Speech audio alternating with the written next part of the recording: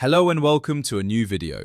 Today I'm going to show you how to engrave images on acrylic. So let's get started. Before we prepare the images, we need to go over a bit of theory. One of the most important factors is choosing the right material. Without the correct material, you won't get good results. There are two main types of acrylic, cast and extruded.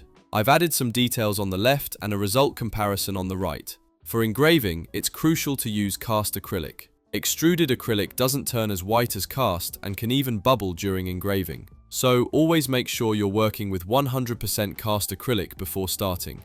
Next, let's move over to imag-r.com and upload your image. Since we're engraving, we'll choose grayscale, as colored imports are more suited for sublimation or printing. The first thing we need to check is the image size. In my case, the image is 1024 pixels wide. However, I recommend using at least 1900 pixels on the longer side. So, we'll need to enhance our image. Click on the Enhance button in the top menu and upload your image again. After uploading, you'll see a selection of different multipliers. Since our image is 1024 pixels, the 2x multiplier makes sense, giving us a 2048 pixel image with no quality loss. Once done, go back to the main page of ImagR and upload the enhanced image again. Now we have the option to crop. I'll slightly crop the left and right sides of the image.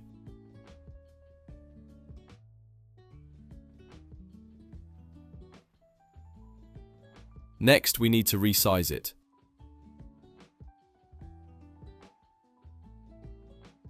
I'm setting the longer side to 150 mm. As you'll see, the other dimension adjusts automatically. For DPI, I use 318. If you're unsure about DPI, check out our DPI test tutorial linked in the top right corner. To bring the image to life, we'll use the one-touch function. This is probably the most important step for achieving stunning results. Make sure to disable the gamma adjustment from the drop-down, as it's counterproductive for acrylic engraving. As you can see, the image now has better contrast, richer tones, and more focus on the key areas. Now we need to choose a material algorithm. I highly recommend the Kasia algorithm for most lasers. Click on Kasia and then select Kasia Acrylic. This also applies some automatic alterations, including inverting and mirroring the image. At this point, the image is basically ready to go. There's nothing else you need to do. Don't worry if the image looks a little grainy. That's just your monitor not being able to show such a high DPI all at once. If you zoom in, you'll see that the individual dots are artifact-free. Go ahead and download the image in your preferred file format. I recommend PNG. I'll now prepare two more images using the exact same steps. I'll speed this up since everything is identical.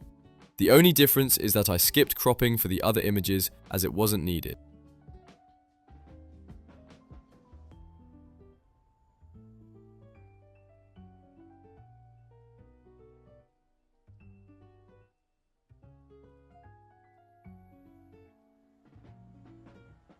Once all images are ready, place your material inside the laser.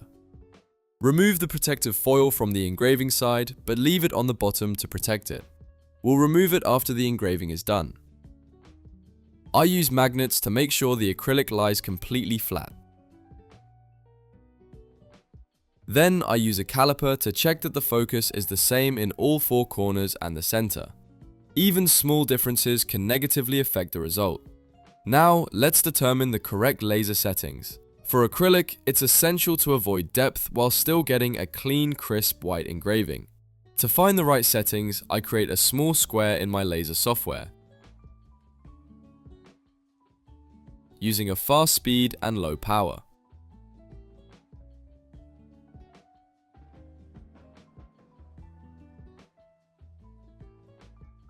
Also, make sure to use the same DPI as we used earlier, in this case 318.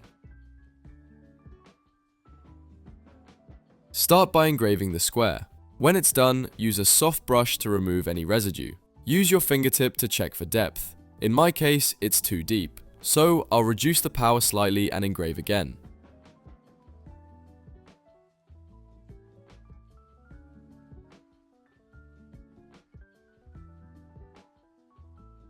It's better now, but still a bit too deep.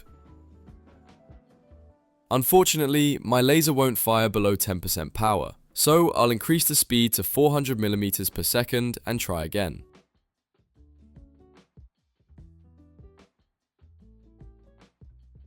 This time it's basically perfect. For testing, I also tried increasing the speed even more.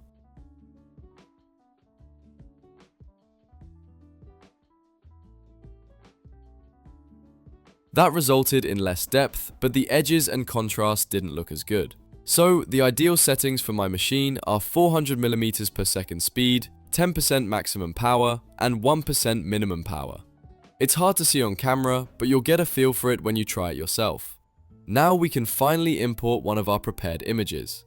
Again, don't worry about the graininess, it's just your monitor and not the file itself.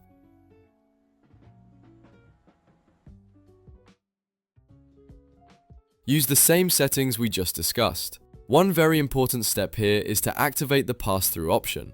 If you skip this, Lightburn will try to reprocess the file, and your carefully prepared image will be degraded. Let's start engraving.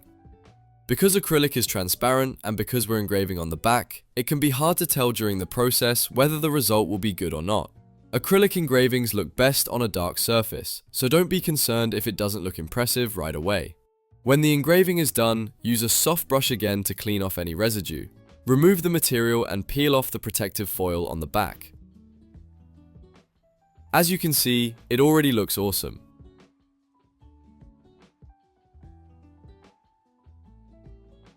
Let's run the second image using the exact same settings.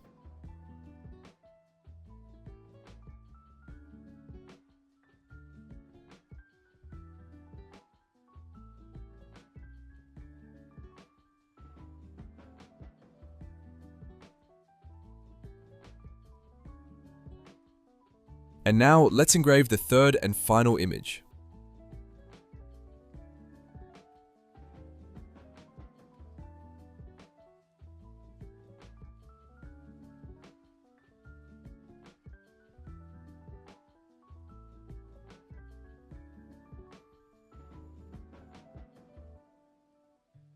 All three turned out incredibly well. I especially love how the B image came out. The acrylic gives it a fantastic look.